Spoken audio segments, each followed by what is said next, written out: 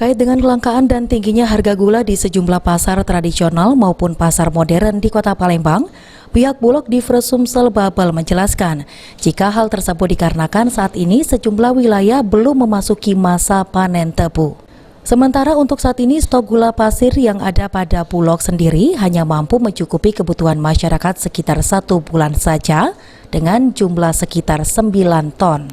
Hal tersebut diungkapkan langsung Wakil Pimpinan Perum Bulog Divre Sumsel Babel, Yudi Wijaya ketika dijumpai di sela kegiatannya.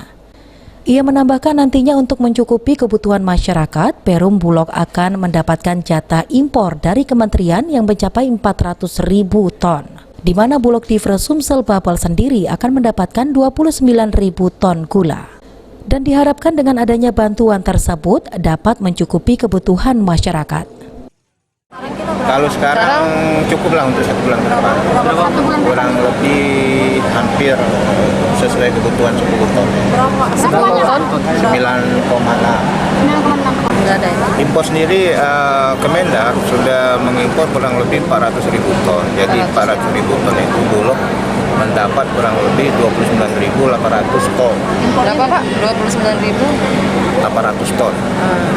Impor untuk Bulog sendiri. Heru Wahyudi, PAL TV.